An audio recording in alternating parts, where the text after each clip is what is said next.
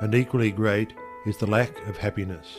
The majority of the poor long for riches, believing that their possession would bring them supreme and lasting happiness. Many who are rich, having gratified every desire and whim, suffer from ennui and repletion, and are farther from the possession of happiness even than the very poor.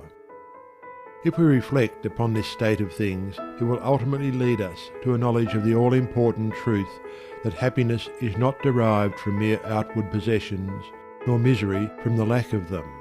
For if this were so, we should find the poor always miserable and the rich always happy, whereas the reverse is frequently the case.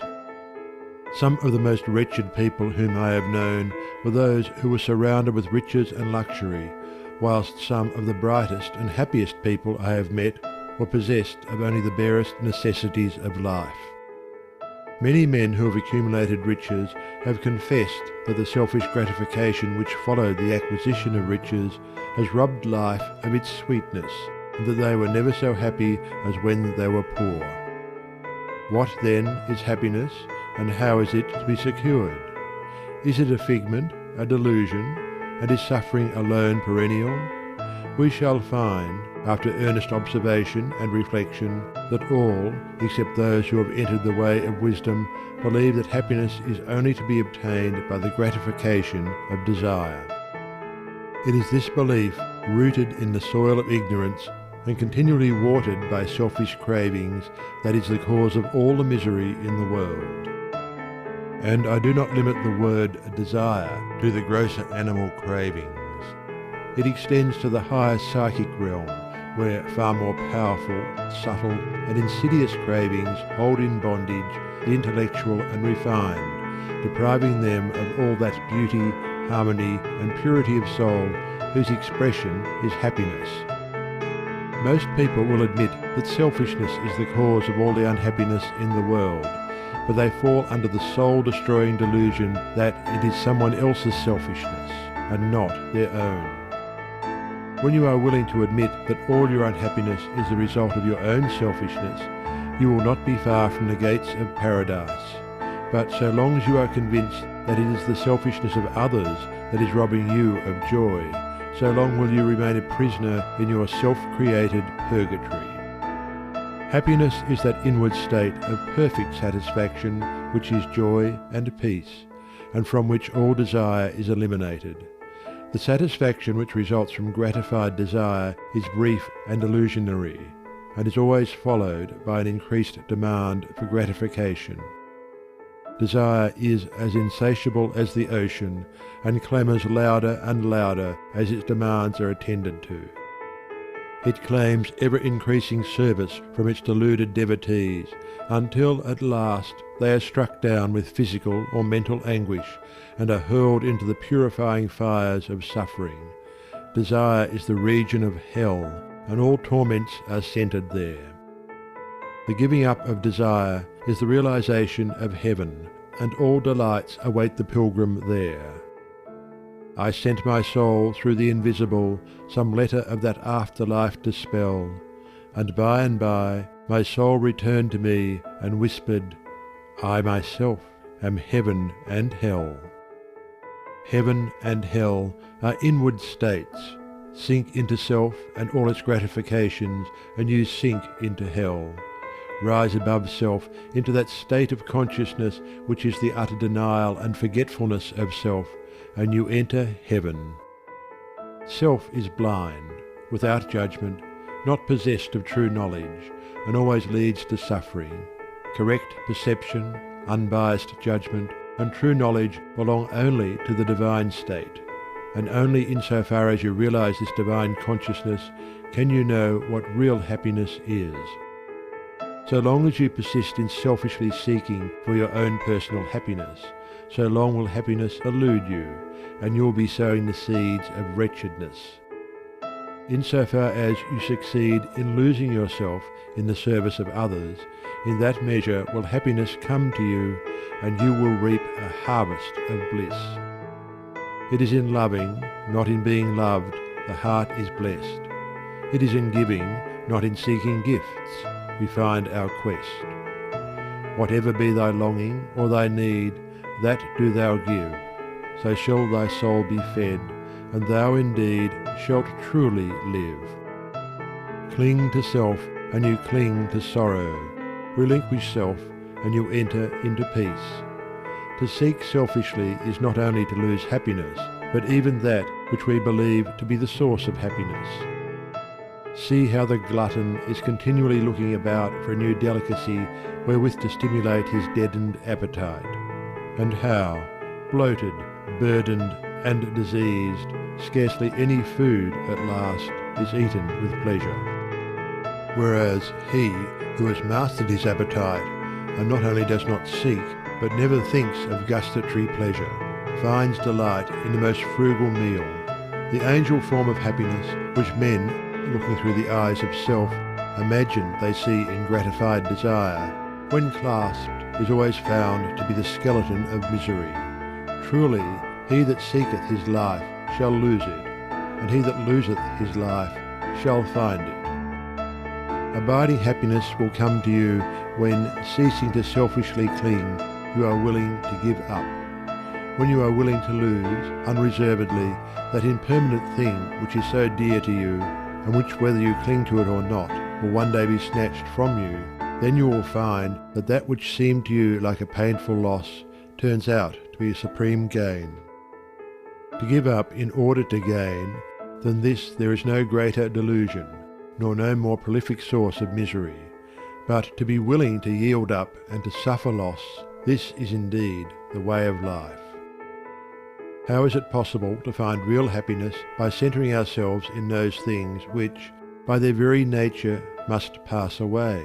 Abiding and real happiness can only be found by centering ourselves in that which is permanent. Rise, therefore, above the clinging to and the craving for impermanent things, and you will then enter into a consciousness of the eternal, and as, rising above self, and by growing more and more into the spirit of purity, self-sacrifice and universal love, you become centered in that consciousness, you will realize that happiness which has no reaction and which can never be taken from you. The heart that has reached utter self-forgetfulness in its love for others has not only become possessed of the highest happiness, but has entered into immortality, for it has realized the divine. Look back upon your life, and you will find that the moments of supremest happiness were those in which you uttered some word or performed some act of compassion or self-denying love. Spiritually, happiness and harmony are synonymous. Harmony is one phase of the great law whose spiritual expression is love. All selfishness is discord, and to be selfish is to be out of harmony with the divine order. As we realize that all-embracing love, which is the negation of self, we put ourselves in harmony with the divine music, the universal song, and that ineffable melody which is true happiness becomes our own. Men and women are rushing hither and thither in the blind search for happiness, and cannot find it, nor ever will, until they recognize that happiness is already within them and round about them, filling the universe, and that they, in their selfish searching, are shutting themselves out from it. I followed happiness to make her mine, past towering oak and swinging ivy vine. She fled, I chased, o'er slanting hill and dale, o'er fields and meadows in the purpling vale, pursuing rapidly o'er dashing stream. I scaled the dizzy cliffs where eagles scream. I traversed swiftly every land and sea, but always happiness eluded me. Exhausted, fainting, I pursued no more, but sank to rest upon a barren shore. One came and asked for food, and one for alms. I placed the bread and gold in bony palms. One came for sympathy, and one for rest. I shared with every needy one my best. When, lo, sweet happiness with form divine stood by me, whispering softly, I am thine. These beautiful words of Burleigh's express the secret of all abounding happiness. Sacrifice the personal and transient, and you rise at once into the impersonal and permanent. Give up that narrow, cramped self that seeks to render all things subservient to its own petty interests, and you will enter into the company of the angels, into the very heart and essence of universal love. Forget yourself entirely in the sorrows of others and in ministering to others, and divine happiness will emancipate you from all sorrow and suffering. Taking the first step with a good thought, the second with a good word, and the third with a good deed, I entered paradise. And you also may enter into paradise by pursuing the same course. It is not beyond, it is here. It is realized only by the unselfish. It is known in its fullness only to the pure in heart. If you have not realized this unbounded happiness, you may begin to actualize it by ever holding before you the lofty ideal of unselfish love and aspiring towards it. Aspiration or prayer is desire turned upward. It is the soul turning toward its divine source, where alone permanent satisfaction can be found. By aspiration, the destructive forces of desire are transmuted into divine and all-preserving energy. To aspire is to make an effort to shake off the trammels of desire. It is the prodigal made wise by loneliness and suffering, returning to his Father's mansion. As you rise above the sordid self, as you break, one after another, the chains that bind you, will you realize the joy of giving, as distinguished from the misery of grasping, giving of your substance, giving of your intellect, giving of the love and light that is growing within you. You will then understand that it is indeed more blessed to give than to receive, but the giving must be of the heart, without any taint of self, without desire for reward. The gift of pure love is always attended with bliss. If, after you have given, you are wounded because you are not thanked or flattered, or your name put in the paper, know then that your gift was prompted by vanity and not by love, and that you were giving merely in order to get, were not really giving, but grasping. Lose yourself in the welfare of others. Forget yourself in all that you do. This is the secret of abounding happiness. Ever be on the watch to guard against selfishness, and learn faithfully the divine lessons of inward sacrifice. So shall you climb the highest heights of happiness, and shall remain in the never-clouded sunshine of universal joy, clothed in the shining garment of immortality.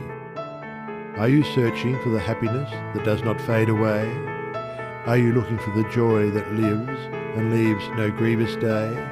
Are you panting for the water brooks of love and life and peace? Then let all dark desires depart and selfish seeking cease. Are you lingering in the paths of pain, grief-haunted, stricken sore? Are you wandering in the ways that wound your weary feet the more? Are you sighing for the resting place where tears and sorrows cease? Then sacrifice your selfish heart and find the heart of peace.